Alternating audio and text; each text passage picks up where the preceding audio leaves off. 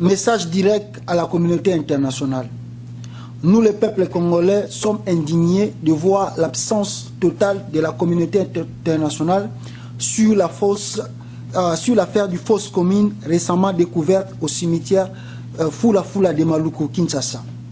En effet, le 19 jusqu'au 25 janvier, le peuple congolais dans son ensemble a subi non à M. Joseph Kabila et son gouvernement sur leur plan machiavélique du glissement du calendrier électoral prévu en 2016 qui met fin à son régime. Les manifestations pacifiques étaient organisées dans toute l'étendue de la République pour empêcher cette modification.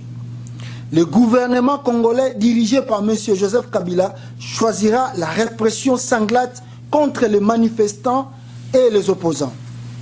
Après ces manifestations, nous saurons que 47 Congolais ont été tués par des circonstances non illustrées.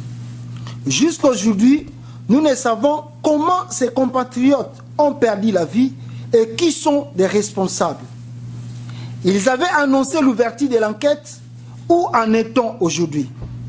Et voilà, aujourd'hui, la vérité commence à sortir par les 425 Congolais enterrés pendant la nuit aux environs des 4 heures du matin dans une fosse commune selon la source officieuse, car nous savons bien le mal intention de ce gouvernement de cacher le nombre exact de personnes inhumées selon Amaluku.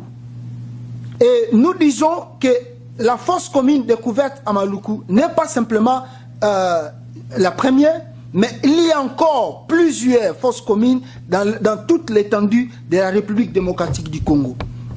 Le gouvernement congolais, pour minimiser les faits, parle de pratiques courantes et plus grave encore des indigents qui n'ont ni droit à la ressource du gouvernement.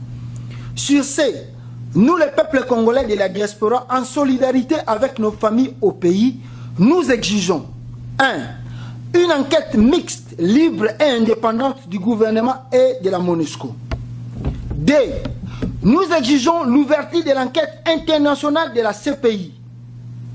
Le peuple congolais se demande il faut combien de morts pour que la communauté internationale prenne conscience des tueries de ce gouvernement en place.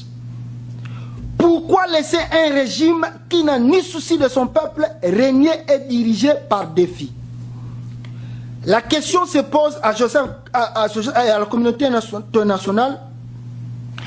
Est-ce qu'à Joseph Kabila, vous lui avez remis un permis de tuer sans être inquiété ni soucié?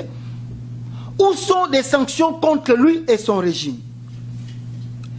Quelle différence y a-t-il entre le Chebab qui vient de faire les attentats au Kenya et ce gouvernement qui enterre son peuple pendant la nuit? L'ère de la vérité a sonné où le Congo doit avoir la vraie démocratie et une vraie liberté d'expression. Mais ce Joseph Kabila doit être poursuivi de ces crimes contre l'humanité commis dans ce pays pendant la rébellion jusqu'à nos jours.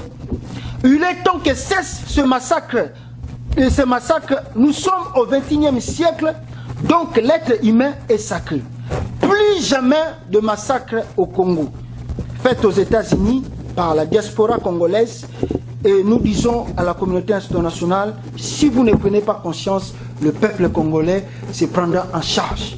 Et vous savez, de manière que nous pouvons utiliser. Nous vous remercions.